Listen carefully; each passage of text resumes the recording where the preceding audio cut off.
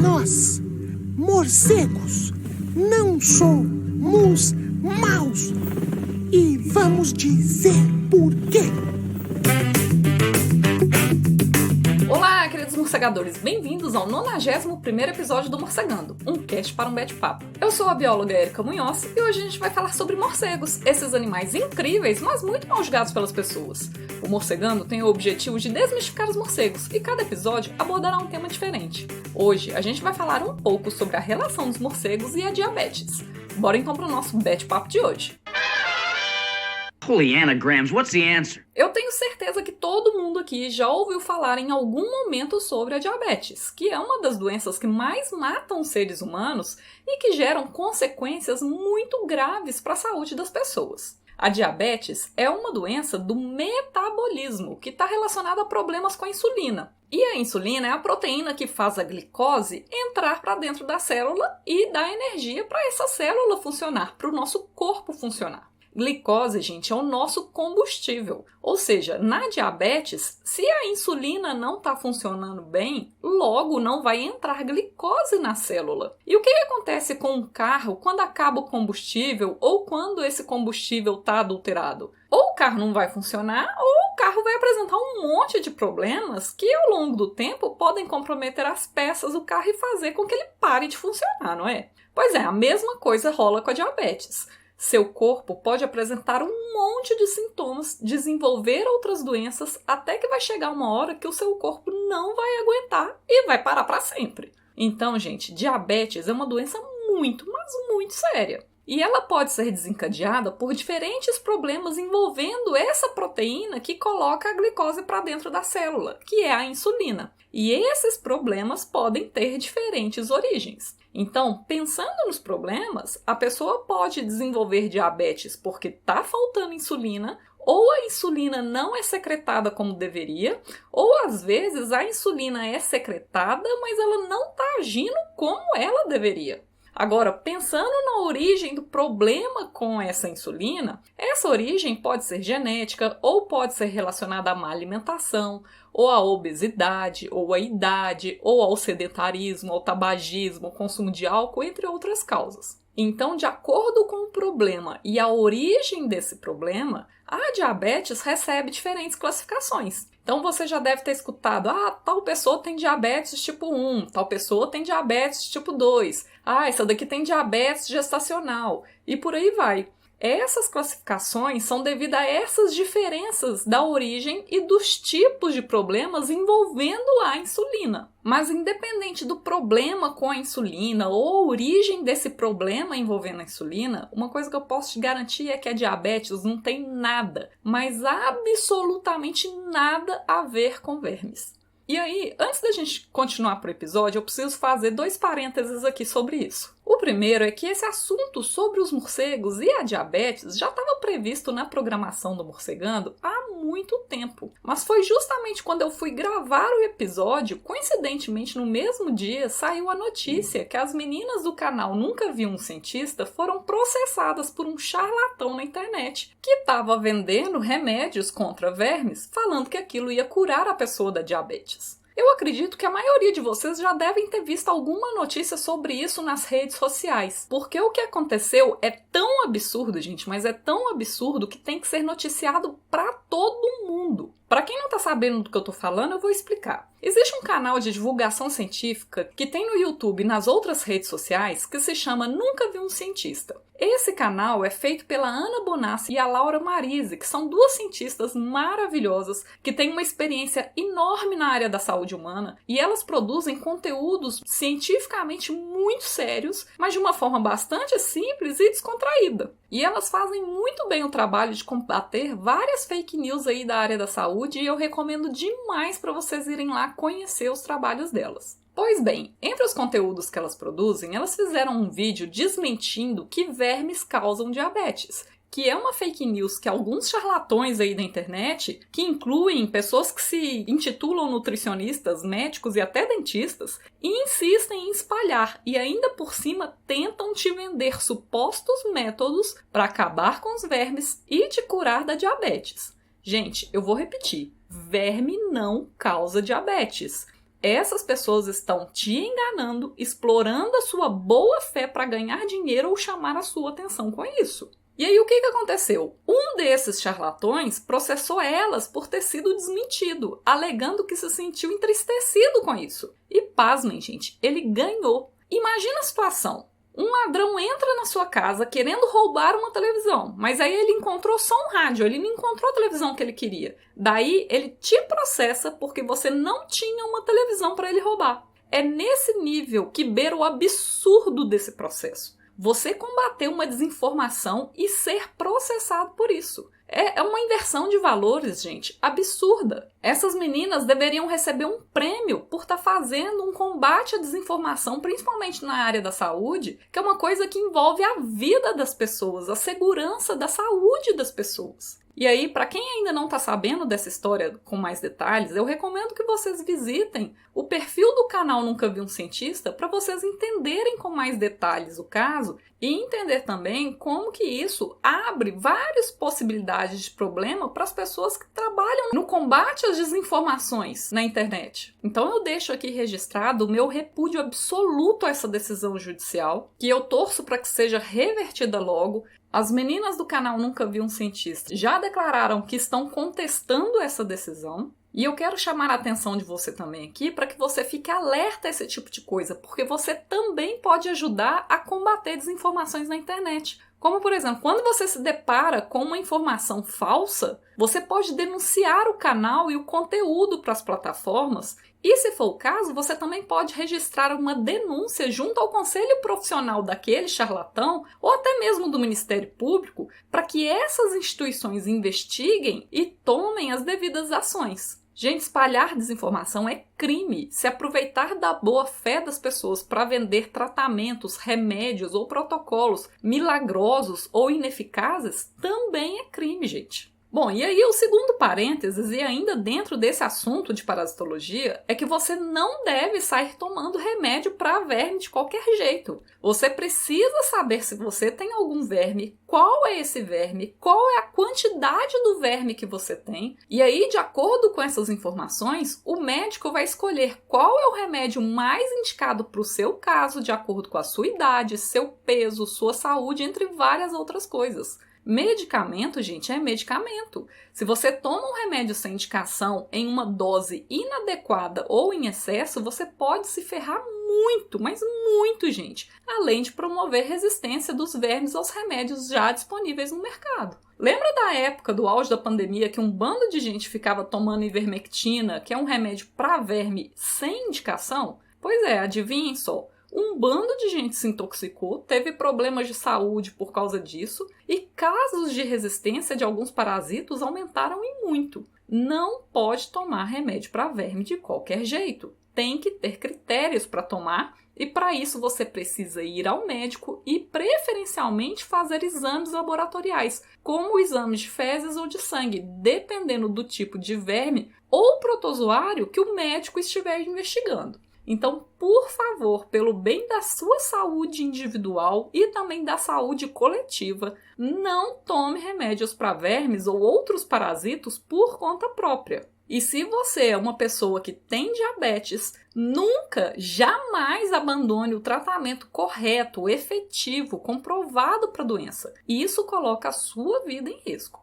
Bom, e aí depois desses dois avisos, bora então focar agora na questão dos morcegos. Como a gente estava conversando, na diabetes tem algum problema com a insulina e, consequentemente, o sangue vai ficar com um excesso de glicose. E é justamente aí que está o BO, porque o excesso de glicose por um período prolongado e frequente gera muitas consequências sérias para a saúde, como desidratação, doenças cardíacas, infarto, AVC, riscos de infecções, dificuldades de cicatrização, problemas cognitivos de memória, insuficiência renal, danos aos nervos, que podem desencadear dores crônicas, formigamento, perda de sensibilidade, além da morte. Ou seja, de novo, gente, diabetes é uma coisa muito séria. E não são apenas os seres humanos que podem ter diabetes. outros mamíferos também podem ter, derivado também por diferentes motivos envolvendo problemas ali com a insulina e diferentes origens para os defeitos envolvendo essa insulina. Mas a grande maioria dos casos reflete problemas ambientais e de estilos de vida. Por exemplo, nos seres humanos, mais de 90% dos casos de diabetes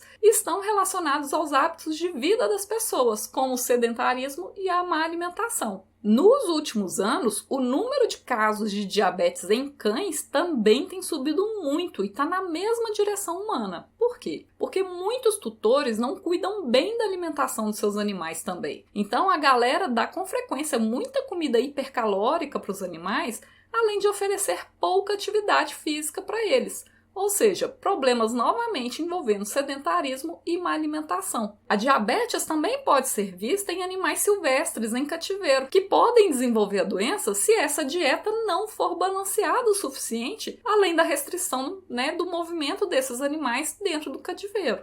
A gente também pode provocar diabetes em animais silvestres de vida livre através de condutas erradas. Um exemplo são o caso dos primatas, como os micos. Sabe aquela mania de ficar oferecendo banana para os miquinhos nas árvores e todo mundo fica assim, ai, que lindo, que fofinho? Pois é, isso é um baita problema. Primeiro porque você pode se acidentar ali com aquele mico, afinal os micos podem te morder, te arranhar e acabar transmitindo alguma doença para você como a raiva. E acontece, galera, se liga! Segundo, que você pode transmitir doenças para eles. E um bom exemplo disso é o vírus da herpes. A grande maioria das pessoas tem esse vírus, mesmo que você nunca tenha apresentado uma pereba na sua boca ou em outra parte do seu corpo. E quando você alimenta o mico, existe um risco enorme de você contaminar o alimento com o vírus da herpes e transmitir para ele. E o vírus da herpes, gente, é bastante mortal para os primatas não humanos. Então, além de se acidentar, você também pode transmitir doenças para esses macacos e matar esses macacos por causa dos vírus que você transmite para eles. E o terceiro problema de oferecer alimentos para os primatas, como banana,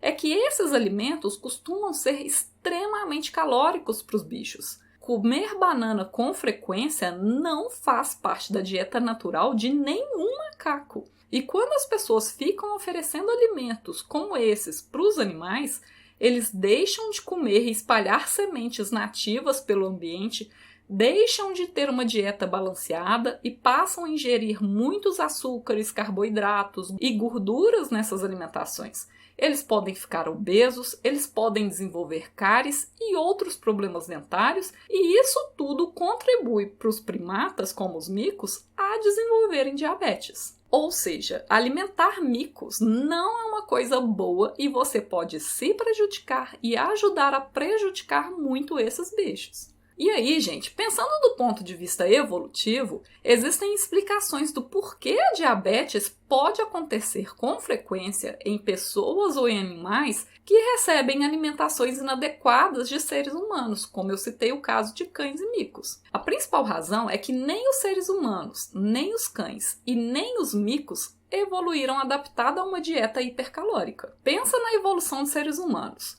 Nós surgimos como animais caçadores e coletores, em que a ingestão de calorias não era em excesso. Poderia até ser em alguns momentos, mas em geral não. Além disso, para caçar e coletar, a atividade física era grande, ou seja, o sedentarismo não era a regra. Mas desde que o ser humano desenvolveu as técnicas agrícolas e começou a se sedentarizar e levar a vida que a gente leva hoje, com o passar do tempo, esse excesso de ingestão hipercalórica e o sedentarismo começou a ser um baita problema, levando à elevação do número de casos de problemas de saúde, como problemas cardíacos e a diabetes. Então imagina uma pessoa hoje, a princípio, sem nenhum problema de saúde. Se ela ir lá e comer um pudim, o corpo dela vai metabolizar de boa aquele excesso de açúcares e calorias, que vai cair na corrente sanguínea muito rápido, tipo uma bomba, como se fosse um caminhão de glicose ali de repente que chegou no sangue. Para muitas pessoas, isso pode acontecer com bastante frequência, que não vai dar muita coisa. Agora imagina essa pessoa ficar comendo só pudim todos os dias. Vai chegar uma hora que provavelmente vai dar algum problema esse excesso de glicose o tempo todo.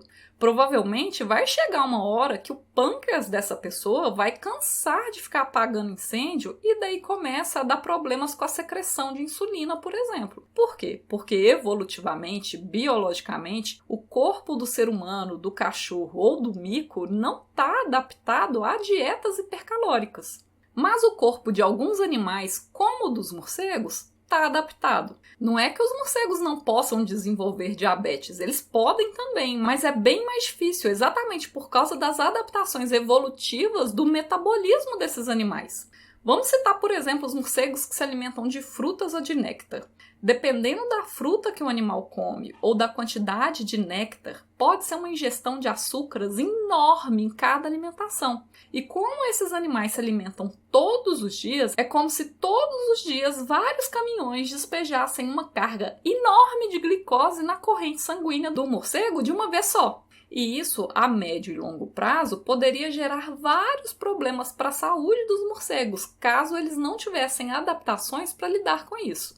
E os morcegos podem ter diferentes mecanismos de adaptação para lidar com o excesso de açúcar sanguíneo todos os dias. E por isso, muitas pesquisas sobre a diabetes humana usam morcegos como modelos de estudo para tentar descobrir potenciais novos remédios para o tratamento da doença, além de informações para tentar entender a própria doença, que é bem complexa. Dentre esses mecanismos, existem alguns bioquímicos e alguns metabólicos para resolver o problema de excesso de açúcar e evitar os efeitos negativos na saúde dos morcegos devido a essa hiperglicemia, ou seja, esse excesso de glicose. E uma dessas formas de regulação nos morcegos é exatamente igual na gente, através da insulina. Mas além disso, os morcegos também podem fazer essa regulação do açúcar sanguíneo através dos seus comportamentos e do voo.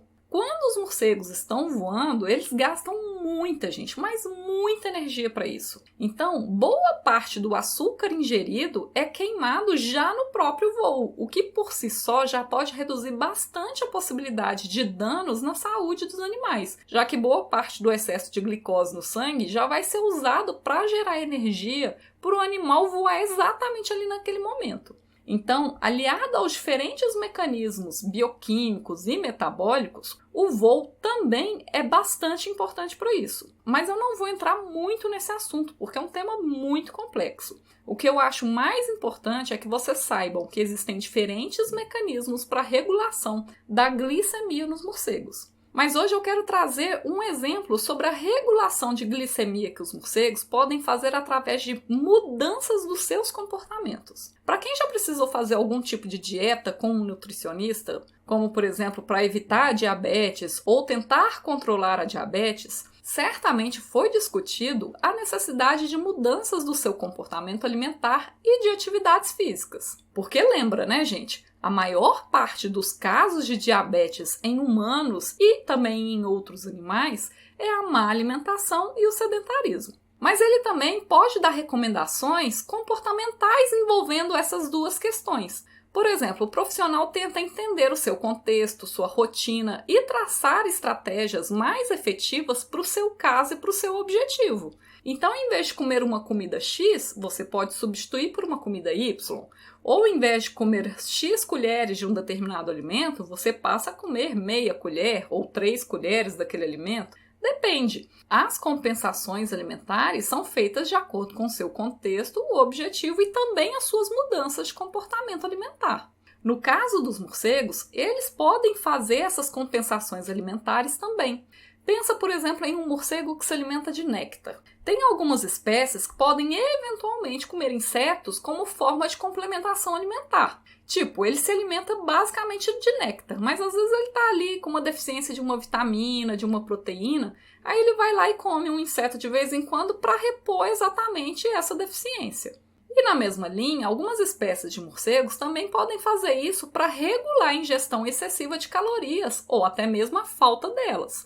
Por exemplo, se está em excesso, eles podem voar por mais tempo para queimar mais o excesso de energia. Ou ele pode se alimentar em uma planta em que o néctar ou o fruto é menos calórico. Agora, se está com uma baixa de energia, como por exemplo em períodos de seca ou fora do período da floração, ou da frutificação das plantas, ele pode gastar menos tempo voando procurando comida, ou pode aumentar o tempo de alimentação numa flor, por exemplo, entre outras estratégias comportamentais para fazer essa regulação do excesso de ingestão de calorias ou até mesmo para compensar a baixa ingestão de calorias. E isso é interessante para a gente pensar até mesmo sobre as características do ambiente.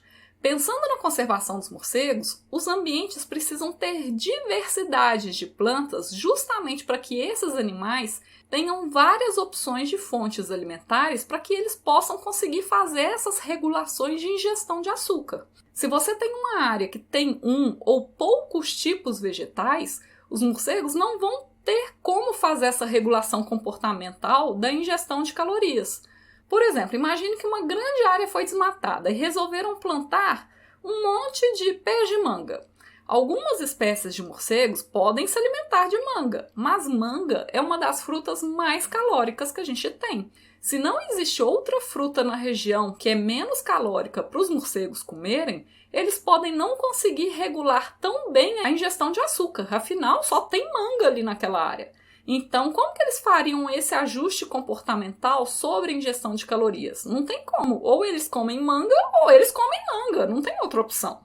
E essa é uma das várias razões do porquê grandes monoculturas são problemáticas. Porque você não tem variedade alimentar para os animais. E por isso que quando a gente vai pensar no reflorestamento de um determinado lugar, a gente precisa ter estudos e planejamento do que vai ser plantado. Não é só chegar lá e enfiar qualquer planta, porque vários aspectos biológicos, genéticos e ecológicos precisam ser analisados, incluindo a diversidade de fontes alimentares para os animais, para que eles possam conseguir a quantidade e a qualidade de alimento suficiente, bem também como eles possam conseguir regular a ingestão desses alimentos, de forma a não comprometer a saúde deles, como por exemplo o desenvolvimento de diabetes. Então, da próxima vez que você escutar sobre diabetes, lembra que os morcegos são importantes para o estudo dessa doença e que manter as áreas verdes nativas preservadas, preservando a sua diversidade, também contribui para a saúde e para a conservação dos morcegos. Além disso, também, lembre-se que os morcegos reforçam o que a gente já sabe, que é a alimentação saudável e a prática de atividades físicas regulares, que são as principais formas para a gente prevenir a maior parte dos casos de diabetes. Não caia em lorota que a diabetes é causada por vermes e ajude a combater desinformações como essas. Hoje o Morcegando vai ficando por aqui. Se você tiver alguma dúvida, comentário ou sugestão, envie um e-mail para morcegandocast@gmail.com. Siga também as nossas redes sociais através do @morcegandocast para outros conteúdos exclusivos dessas plataformas e nos ajude a espalhar a palavra dos morcegos por aí. Um bete abraço e até mais!